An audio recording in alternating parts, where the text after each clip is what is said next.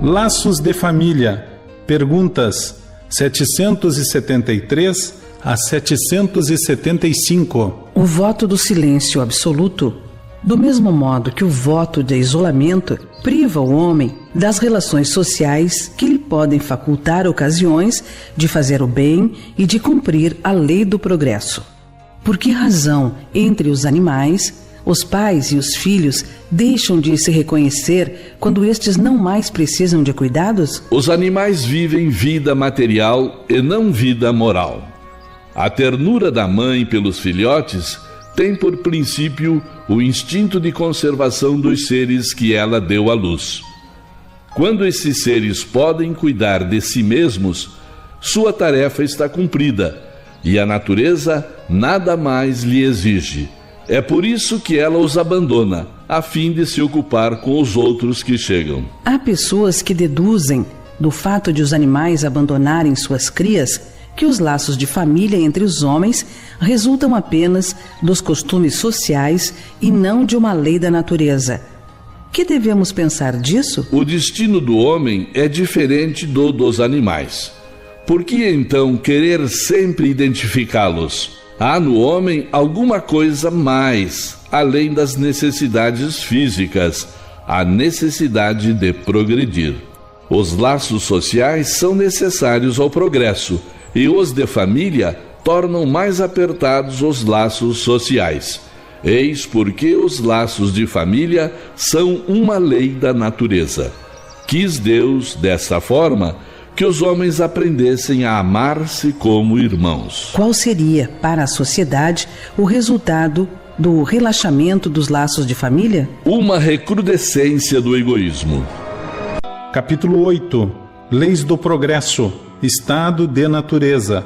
Perguntas 776 a 778. O estado de natureza e a lei natural são a mesma coisa? Não. O estado de natureza é o estado primitivo. A civilização é incompatível com o estado de natureza, enquanto a lei natural contribui para o progresso da humanidade. O estado de natureza é a infância da humanidade e o ponto de partida do seu desenvolvimento intelectual e moral. Sendo o homem perfectível e trazendo em si o germe do seu aperfeiçoamento, não foi destinado a viver perpetuamente no estado de natureza, como não foi destinado a viver eternamente na infância.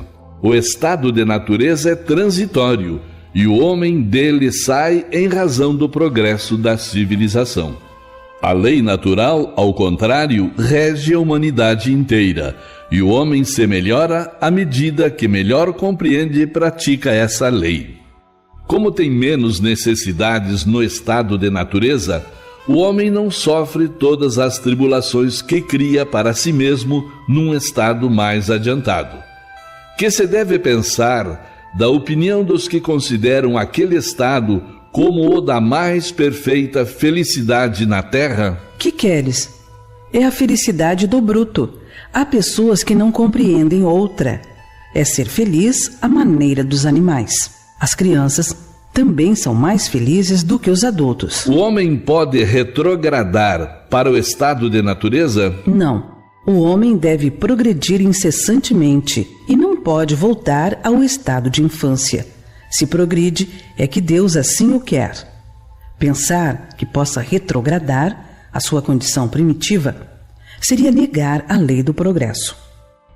Marcha do progresso. Perguntas 779 a 785. O homem colhe em si mesmo a força para progredir, ou o progresso é apenas fruto de um ensinamento? O homem se desenvolve por si mesmo, naturalmente, mas nem todos progridem ao mesmo tempo e do mesmo modo.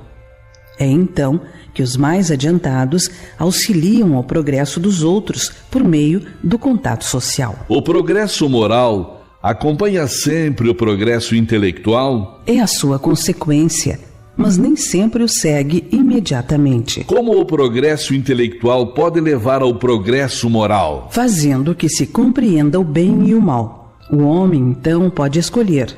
O desenvolvimento do livre-arbítrio acompanha o da inteligência e aumenta a responsabilidade dos atos. Nesse caso, como se explica que os povos mais esclarecidos sejam frequentemente os mais pervertidos? O progresso completo constitui o objetivo, mas os povos, como os indivíduos, só o atinge gradualmente.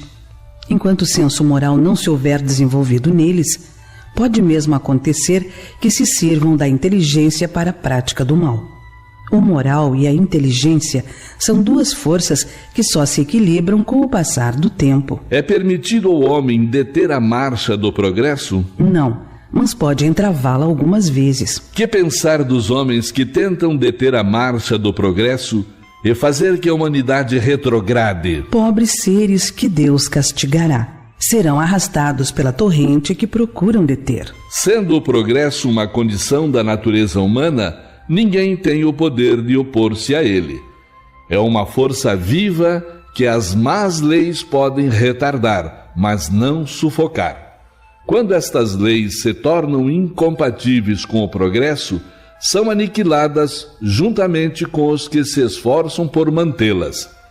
E assim será até que o homem tenha posto suas leis em conformidade com a justiça divina, que quer o bem para todos e não a imposição de leis feitas pelo forte em detrimento do fraco.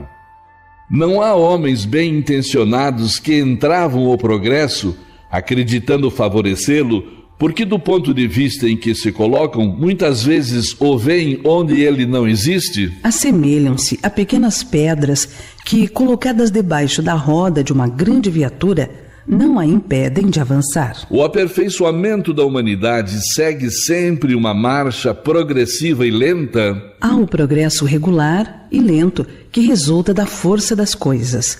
Quando, porém, um povo não progride tão depressa quanto deveria, Deus o sujeita, de tempos em tempos, a um abalo físico ou moral que o transforma. O homem não pode manter-se perpetuamente na ignorância, porque deve atingir o objetivo que a providência lhe assinalou. Ele se esclarece pela força das coisas. As revoluções morais, como as revoluções sociais, se infiltram nas ideias pouco a pouco, germinam durante séculos e depois irrompem subitamente, fazendo desabar o carcomido edifício do passado, que deixou de se harmonizar com as necessidades novas e com as novas aspirações. O homem geralmente não percebe nessas comoções senão a desordem e a confusão momentâneas que oferem nos seus interesses materiais. Aquele que eleva o pensamento acima da sua própria personalidade admira os desígnios da providência, que do mal faz sair o bem. É a tempestade, é o furacão que saneia a atmosfera depois de a ter agitado com violência. A perversidade do homem é imensa. Pelo menos do ponto de vista moral, não parece que ele recua em vez de avançar? Enganas-te. Observa bem o conjunto e verás que ele avança, pois melhor compreende o que é mal e dia a dia vai corrigindo os abusos. É preciso que o mal chegue ao excesso para tornar compreensível a necessidade do bem e das reformas. Qual o maior obstáculo ao progresso? O orgulho e o egoísmo. Refiro-me ao progresso moral, pois o intelectual avança sempre. À primeira vista, parece mesmo que o progresso intelectual redobra a atividade daqueles vícios, desenvolvendo a ambição e o gosto das riquezas, que, por sua vez, incitam o homem às pesquisas que lhe esclarecem o espírito. É assim que tudo se interrelaciona, tanto no mundo moral quanto no mundo físico, e que do próprio mal pode nascer o bem. Mas esse estado de coisas durará apenas algum tempo. Mudará à medida que o homem compreender melhor que, além dos gozos dos bens terrenos, existe uma felicidade infinitamente maior e mais duradoura. Há duas espécies de progresso que, embora apoiando-se mutuamente, não marcham lado a lado: o progresso intelectual e o progresso moral. Entre os povos civilizados, o primeiro tem recebido, no correr deste século, todos os estímulos desejáveis. Por isso mesmo, atingiu um grau até hoje desconhecido. Muito falta para que o segundo esteja no mesmo nível, e contudo, comparando seus costumes sociais de alguns séculos atrás, só um cego negaria o progresso realizado. Por que então essa marcha ascendente haveria de parar, de preferência com relação ao moral do que com relação ao intelectual? Por que não haveria entre o século XIX e o 24º século tanta diferença quanto a existente entre o 14º século e o século XIX? Duvidar disso seria pretender que a humanidade está no apogeu da perfeição, o que seria absurdo, ou que ela não é perfectível moralmente, o que a experiência desmente.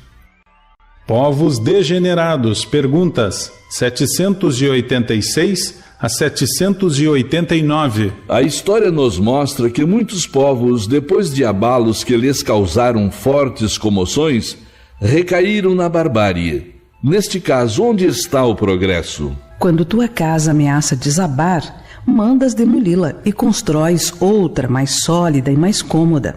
Mas até que seja reconstruída, há perturbação e confusão na tua morada. Compreende também isto.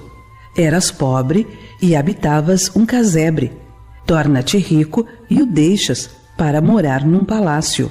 Mais tarde, um pobre coitado como eras antes, vem tomar teu lugar no casebre e fica muito contente, pois antes não tinha abrigo. Muito bem, aprende que os espíritos que estão encarnados nesse povo degenerado não são os que o constituíam ao tempo do seu esplendor. Os de então, tendo-se adiantado, mudaram-se para habitações mais perfeitas e progrediram, enquanto os outros, menos adiantados, tomaram seu lugar, que também deixarão um dia quando chegar a vez deles. Não há raças que, por sua própria natureza, são rebeldes ao progresso? Sim, mas todos os dias elas vão se aniquilando corporalmente. Qual será a sorte futura das almas que animam essas raças? Chegarão à perfeição, como todas as outras, passando por várias experiências. Deus não deserda ninguém. Assim, os homens mais civilizados podem ter sido selvagens e antropófagos? Tu mesmo o foste, mais de uma vez, antes de seres o que és. Os povos são individualidades coletivas, que, como os indivíduos, passam pela infância, pela idade madura e pela decrepitude. Esta verdade que a história constata não nos poderá levar a pensar que os povos mais adiantados deste século terão seu declínio e sua extinção como os da antiguidade? Os povos que só vivem a vida do corpo, aqueles cuja grandeza se baseia apenas na força e na extensão territorial, nascem, crescem e morrem, porque a força de um povo se esgota como a de um homem. Aqueles cujas leis egoístas atentam contra o progresso das luzes e da caridade morrem, porque a luz mata as trevas e a caridade mata o egoísmo. Mas tanto para os povos como para os indivíduos há a vida da alma, aqueles cujas leis se harmonizam com as leis eternas do Criador.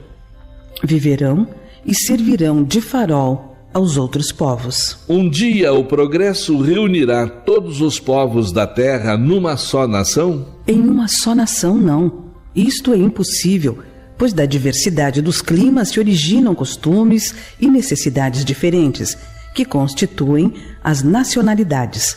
Razão porque sempre será preciso que haja leis apropriadas a esses costumes e necessidades. A caridade, porém, não leva em conta as latitudes, nem distingue os homens pela cor da pele. Quando por toda parte a lei de Deus servir de base à lei humana, os povos, como os indivíduos, praticarão entre si a caridade. Então viverão felizes e em paz, porque ninguém fará mal ao vizinho, nem viverá à sua custa. A humanidade progride por meio de indivíduos que pouco a pouco se melhoram e se esclarecem. Quando estes prevalecem pelo número, tomam a dianteira e arrastam os outros. De tempos em tempos, surgem entre eles homens de gênio que lhe dão um impulso, e depois homens investidos de autoridade, instrumentos de Deus, que em alguns anos fazem a humanidade avançar de muitos séculos. O progresso dos povos também realça a justiça da reencarnação. Os homens de bem fazem louváveis esforços em prol do adiantamento moral e intelectual de uma nação. Transformada, a nação será mais feliz neste mundo e no outro.